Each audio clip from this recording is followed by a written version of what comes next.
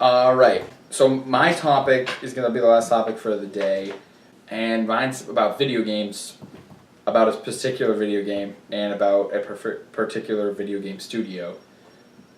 What's next for Rocksteady? Is my question. After that, After Arkham Knight. Arkham Knight, one of the most anticipated games of all time. Yeah, I mean, so many bodies already. And for this game, I mean, Arkham Asylum. Like when I first played it, it was the Batman game I always wanted. Arkham City, like the main story of that game is incredible, and it was cool that I got to see a bigger cross section of Gotham City. The bigger cross section of the Rogues Gallery. Right, yeah. I feel like the only time people say Rogues Gallery is when they're talking about Batman. Yeah, there's actually an episode of Gotham called Rogues Gallery. I think there's some things about Arkham City that aren't as good about as Arkham Asylum, but like I think Arkham City is an incredible game. And we also talked about in one of our first video how we love Arkham Origins, even though a lot of people don't. Yeah, Arkham Origins is very underrated. If you're there for the story, I feel like. I mean, there can be gameplay complaints, but the story is solid. Yeah. Some of the best Batman Joker interaction ever. Yeah. So Arkham Knight, I mean, like, there's a lot of high hopes for this game, and I'd be very surprised if Rocksteady leaves people disappointed. Yeah. I have really high hopes for this game, and I don't want to talk too much about Arkham Knight as a game. I want to talk about, or anticipating Arkham Knight, because I've talked about that a little bit already in another video. But what comes next? Yeah, what's next? My question is, because this is a genuine question because I don't know. Yeah. What did Rocksteady do before they did Batman? That's also a great. That's a great question. I'm gonna Google. My this hands right are now. covered in mayonnaise, so it's up to you. No, that's actually a good question. Because I think that's going to inform a lot of what. Right. Oh, Rocksteady Superman game is a trending Google search. Something that people have been. That would be thematically appropriate to do that. Yeah. Well, because there's because they're good at those, like that style of game and that style of mechanics and that style of presentation, which I don't know if Superman. There has not been a good Superman game yet. There wasn't a good superhero game until Arkham Asylum came out. Yeah, but I'd say that the Batman some people like that. What was that one? The X-Men one. Oh, like a top down. It was kind of top down. Yeah. I mean, for the console generation, because that's the thing is like I played Ultimate Alliance on PS3. Yeah. And if I had played Ultimate Alliance on PS2, when you were 12, when I was like 14. If that game came out in 2004, that game would have been awesome. And I think this X-Men one came out on GameCube and stuff in 2004, 2004, and people really liked it. I remember playing the PS2 X-Men games. Yeah, and I really and I remember like the enemy of my enemies, the friend was like the tagline and everything, and it was like you teaming up with Magneto to fight Apocalypse, I think, something like that. Magneto is the shit. First of all, always the correct teammate choice. But secondly, also has only been portrayed by like the coolest actors on screen. Let's be real. Yeah. At least as far as live action things are concerned. Rocksteady's the music genre. Okay. There are so many varieties of rock. But Superman, I think, is a difficult. I know there was. So they made a game called Urban Chaos Riot Response. For PS2. What was that? You're like a SWAT member? Yeah, it looks like it was run on the Havoc engine for PS2 and Xbox. Well, that'd be political suicide nowadays. Yeah. It's a first-person shooter video game developed by Rocksteady Studios, published by Eidos Interactive. The game was released in the spring of 2006, and it's Rocksteady's only non-Batman game. The main character is Nick Mason, a member of the newly formed T-Zero Riot Response Squad in an unnamed modern American city that's been overtaken by a notorious Burners gang. The gang members, armed with machetes, Molotov bombs, and firearms, are attacking civilians, paramedics, firefighters, and police officers, and it's up to Mason to stop them. He must defeat them by whatever means necessary in order to protect the city, capturing gang leaders. Division of labor. If you put that job in the hands of one police officer, I'm assuming that there's other T-Zero Riot Response members. Hey, according to the summary, it is up to Mason to stop and rescuing injured civilians along the way. The weapons. So it looks like Batman's like their only. They kind of came out of nowhere and were like, wait a minute, we're gonna make a kick-ass Batman game. Yeah, so I'm wondering if let's see what the reception. It received generally positive reviews. Official PlayStation magazine and official and I'm guessing this is Xbox official magazine. They lift a blank here. Okay, it got an 8 out of 10 from them. Their first game. 75% at Games ranking. It's probably like GameSpot gave it a 7.8. Probably like a decent first-person shooter on on the. But the field PlayStation is so 2. crowded that it's like not. Yeah. You're not going to break out with a decent. Sure. Yeah. So I mean, so as far as there's a lot of PlayStation 2, Xbox, GameCube, that generation games where the storylines were still very much just like lifted from, like, not even lifted necessarily, but like inspired by like super generic genre movies. Yeah. Like, you know what I mean? And so I think the thing. No, that's a bad thing. No, that is a bad thing. It's just, I think that it was like, it's like one of those movies with Mark Wahlberg in it that you get on DVD, like rent it on DVD instead of going to see it in theaters. Yeah. Like a lot of PS2 in a lot of ways was a rental console kind of thing. Like, I mean, like I own. And then the greatest hits. Like, right. Yeah. Yeah.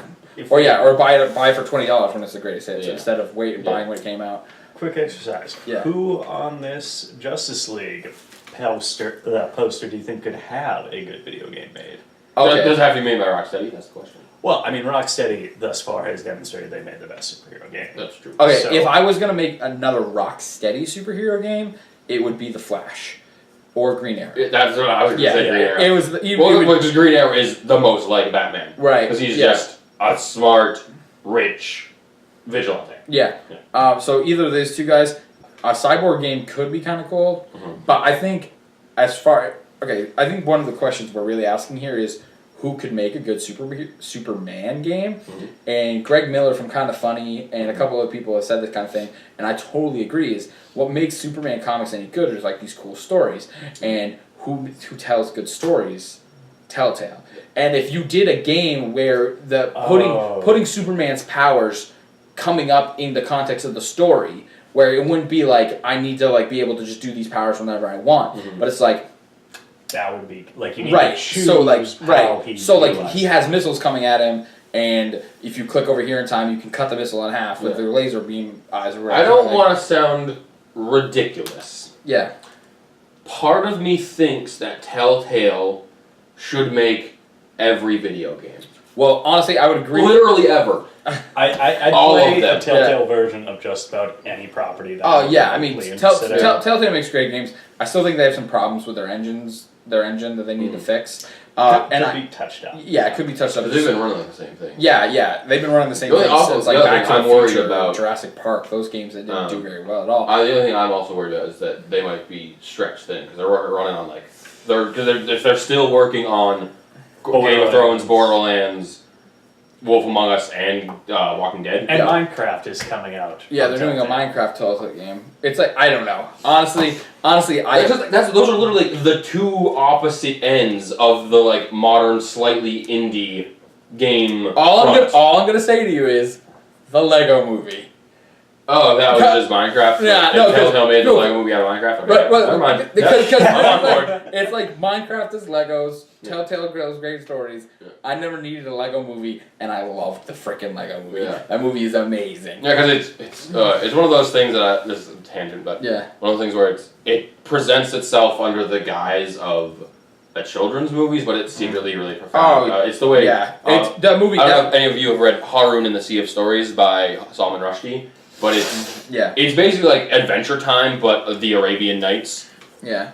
But it's secretly about how stories are these most important things, and how we can use stories to like make the world. And the Lego movie, as much as like even Meredith, our friend's baby, who's like little, she sings the Everything Is Awesome song and everything like that. Like those people are the younger people can enjoy this movie, but like unless you grew up playing with Legos and having pieces glued together at the bottom of your Lego box and stuff like that, like you deal with all those things. Yeah. Like that movie isn't really quite the same. But it's like it's order and chaos. Is it creativity or is it functionality? Like you need the brick separator. Yeah, is what you need. So I really wanted the brick separator to pop up in the movie. I thought it would have been funny. That would have been cool. Yeah. Not enough people know what it is. I didn't. I had a little gray one. We had a little gray one. We definitely had one. And I loved it. But the thing I was going to say, so bringing it back to Telltale though, they're working on a lot of stuff. I think they could fix some stuff with their engine. The other thing is I don't know if Wolf Among Us is getting a season 2. Yeah. They haven't really like specifically said that. Have they even got an episode 2 for the Borderlands one? It's supposed to be coming out this month, I think. Because you've already gotten 2 episodes for Game of Thrones. Like, what's the deal, man? I thought they yeah. did episode 2 of Tales. No, No, this one. episode 2 of Tales hasn't come out yet. It's supposed to come out in February, I think. I really dug. They didn't. Tales from the Borderlands. I haven't finished it yet. Yeah, I don't know how you started and didn't finish it. Yeah. Anyway. It's only your PlayStation, not my PlayStation. It's so Yeah. handsome. Yeah. So the thing I was gonna say though about so the Telltale, I think if you make take a character who has too many powers, like Superman, like is too powerful and stuff like that, and you make Strictly story. right, you make it you have control over the story and maybe not control over his powers like that, or as much control over his powers. Yeah. I think that would be cool. Like I think that could make it Compelling.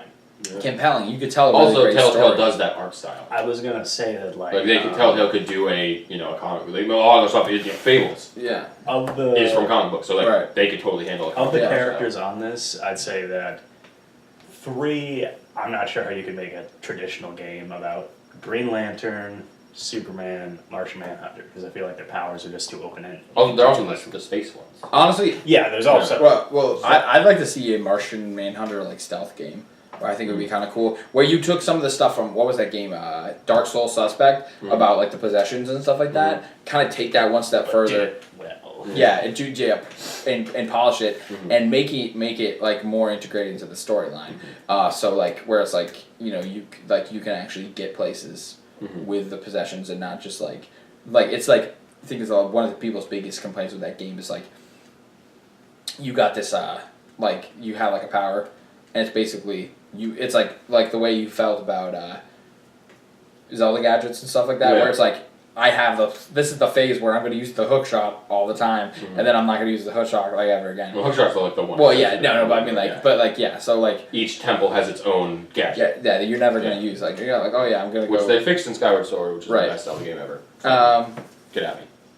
So like for me anyway, so the gadgets. That's what that was in Soul Suspect. Yeah, Soul Suspect, it's like you've got these powers, and they were really only useful story-wise, like for this one. And I think if you did that properly with Martian Manhunter, where you had a kind of a semi-open world, you were doing some stealth stuff, and you had some backtracking, like a game as big as Arkham Asylum, not Arkham City. Maybe like a bank of shapes that you could change into. Like you need to see someone. Right. You can't just make up Right. shapes. Maybe Yeah. like a handful of Martian creatures, like just Yeah. in the bank. Right. Yeah. There are ways to balance it. Yeah, definitely.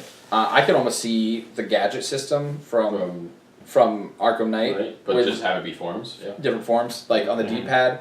Up is this, down is that, whatever, right, and then like corners.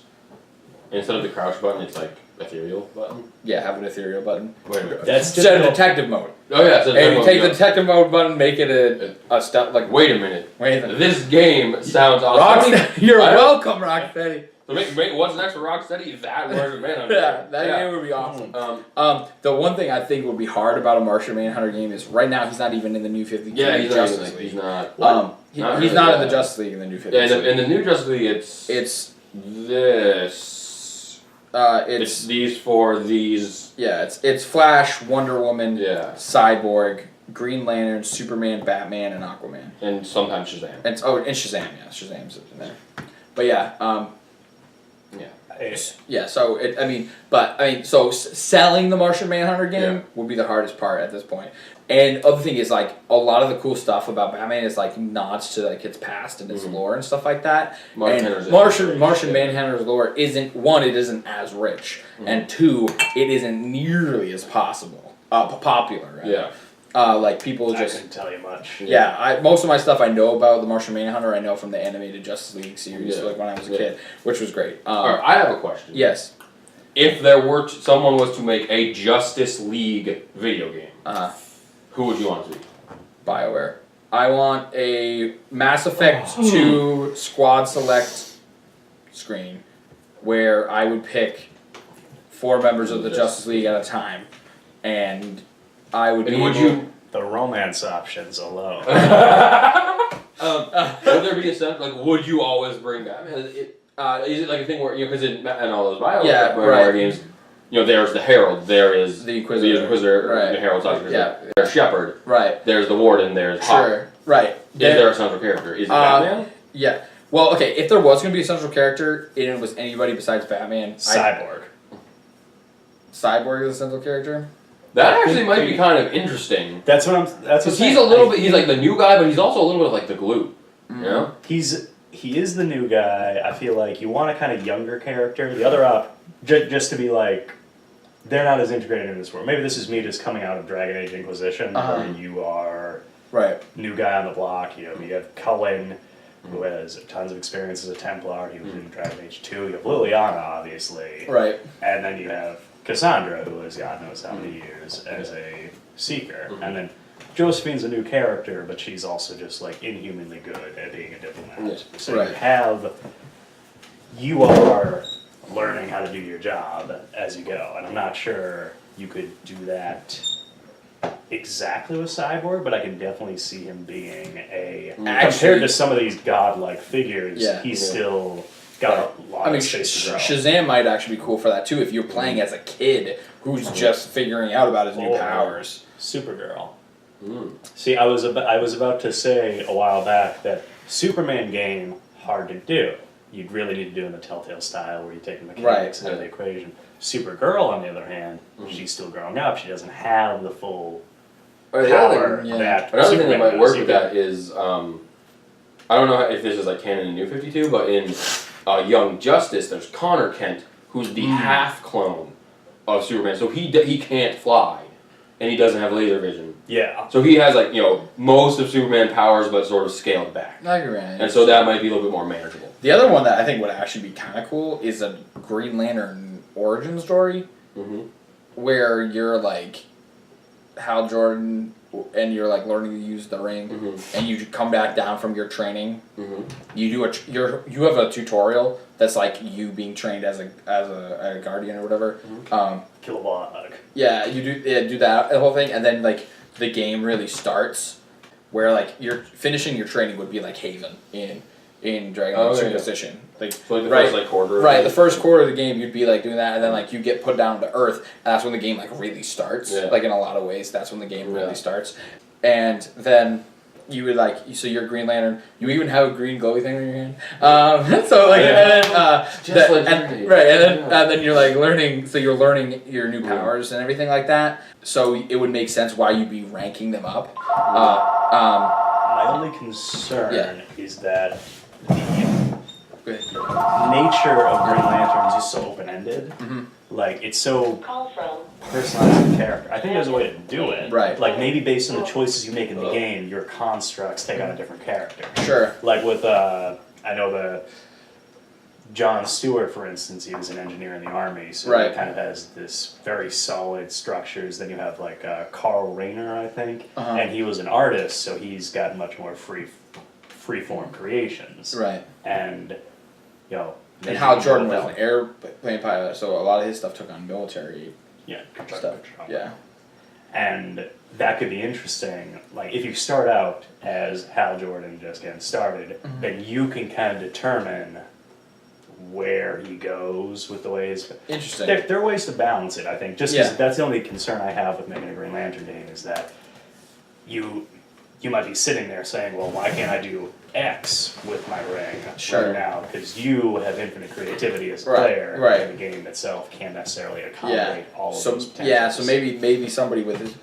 That's the thing, is like the people who have like really close to infinite power, the way they're dealt with in movies and stuff is like you have a bad guy who has like almost infinite power, and then you could be like, as a movie viewer, I can tell that Green Lantern's being hurt right now by like what I'm seeing on the screen. But like in a video game, it's like, how do you make your character feel like he has infinite power and still feel like he can't interact with his world in certain ways? And I think that's the Telltale model thing would work really good. But so as far as, I think that like a BioWare style thing where it's like where you have squad selection and ranking up and everything like that would be really cool. And maybe like the thing about it, thing that would be really cool about it too is like if you had like Central City and Starling City and Metropolis and Gotham that were all like the size of like maybe 2 zones in Dragon Age. Like you could have like Metropolis South, Metropolis North, Gotham East, Gotham West, like something like do like 2 different areas like that. That's really big. Well, yeah, but that's what I'm saying is like you can make those things super big and make it with the same amount of detail that they made like Dragon Age Inquisition, like that kind of level of detail to the areas. Dragon Age Inquisition zones are huge. They're huge, and Honestly, they have a lot of content. Yeah, like a lot of different things in each thing. I might prefer an urban environment with that engine, just because I got kind of frustrated at times trying to climb over hills and mountains. Oh no, but I mean, but the thing is like they would all be urban environments, and you would either you'd be Superman or Batman, and you could just like rappel onto the top of the building, yeah, or if you're Barry Allen, zing, like that'd be really hard to do. Yeah. Like it's like how do you slow down everything else? That's what I feel like is the only way to make Flash work, because he has the hyper fast reflexes. Yeah. If you're going at Flash speeds, you're just going into a wall. Yeah. That's what's happening. Or you know, be cool would be somewhere between Adrenaline Rush from Mass Effect and Transistor. Like Transistor combat. You plan it out ahead of time and then you do it? Ooh, that would be that would be super cool. To be Flash, like that would be super You plan cool. out your move and give it a certain and then also just time dilation. Yeah, you could almost do it. That's canon. If you added like somewhere between Transistor and the other mode from Dragon Age, the when you press the top down thing. Yeah. I didn't use that very often. No, I didn't use it at all. I used it a little bit, but like I feel like there's a lot of the only time I used it is when I needed a specific AoE spell at a very specific spot. Yeah. When I was like Dorian. Yeah, I think there was a few clunky things about it. I used it a lot to send my guys to revive somebody. I never used the other characters. I just let them do their own thing. Yeah. That's just like a personal. Yeah, I let them. I did a few points where I felt like the Inquisitor would say, "Hey, do this thing." Yeah. That would make sense character wise.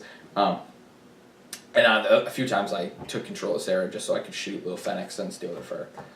I'm probably a bad person for killing Fennec. Yeah. Just a little.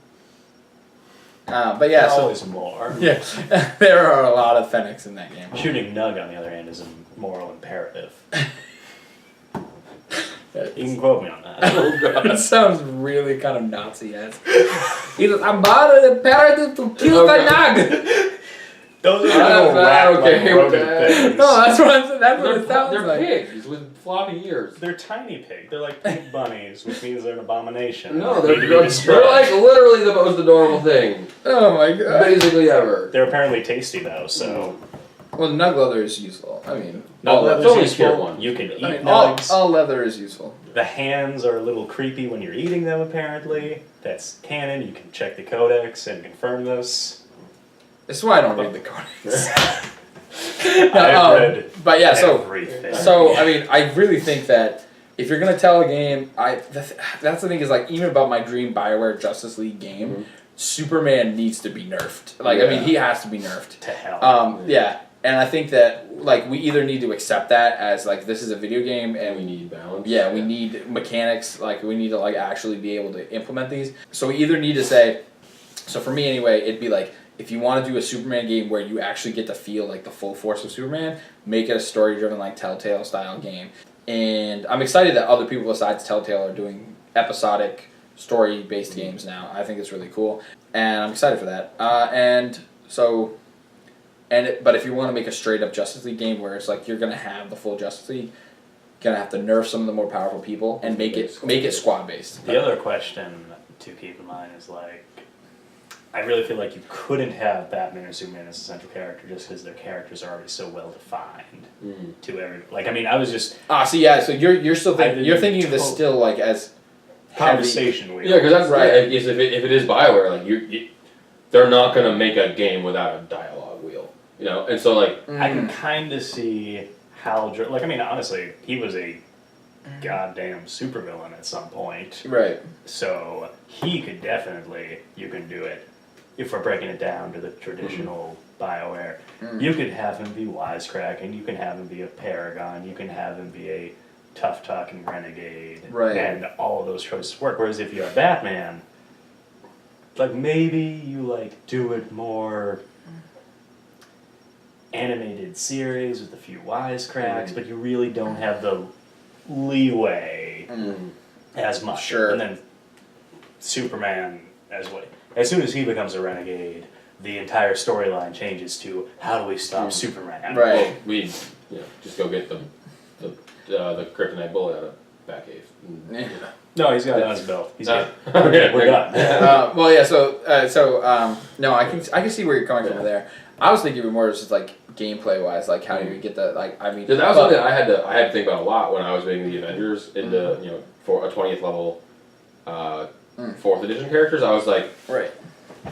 Iron Man could probably depending on what you read, Thor is actually like 3 levels higher than everyone else.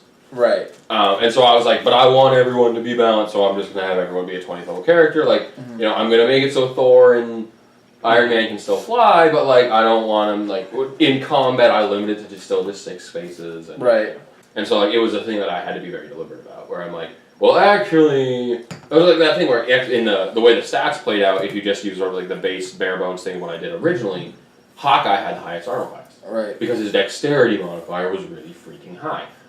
But, I went in and manually tweaked it so that Iron Man had the highest armor class because he's Iron Man, and then Captain America because he has a shield, and then Thor and the Hulk were around the same, and then Hawkeye and...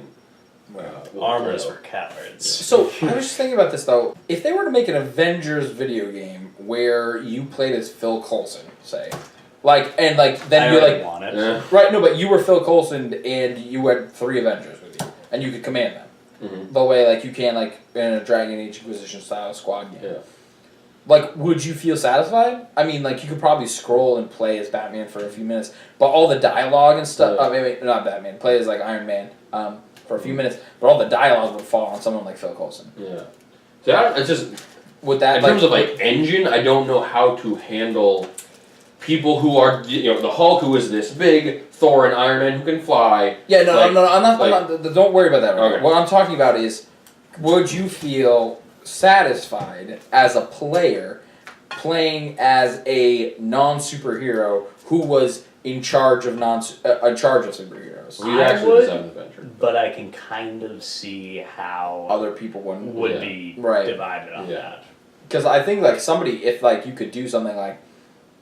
I mean, if you can still level up Iron Man and play as him, Right, for some of the combat stuff. but then he, all of his dialogue is pre-scripted. Like, I would be fine with that. Yeah, like I kind of wonder, like if the Maybe BioWare should just make every video game ever. yeah, Yeah. like Let's it's play like Hellboy and- as the handler they always attach to the team. that. Honestly, a Hellboy video game where you That play would as the work perfectly. handler. That would They actually- always have a handler. Because and I like that idea. They're a little more grounded. Like they're a little like less like earth-shaking powers than the Avengers. Hellboy's superpower is basically he can get punched all day. Yeah, Yeah. well, no, but the other thing about that too is like that. I like the idea that you can't actually control Hellboy. Yeah. Like I mean, like you'd be the handler that'd be like making some decisions, but then there would be points where Hellboy would be like override you. You know what I'm saying? Stretching out. Have either of you two played Binary Domain? No. Never even heard of it. All right. Well, without getting too deep into it, a central mechanic in Binary Domain is that your squad mates had trust levels with you, and those trust levels weren't based on. They were kind of based on the conversations you had with them, but it was primarily combat, your performance, and like how much you let them get hurt, how much fire you let them take, how much you saved them, determined their willingness to follow orders from you. So like you could be like, hey, cover me over there, but if your squad mate didn't trust you, they might just be like, screw you, man. I'm not taking a bullet for you.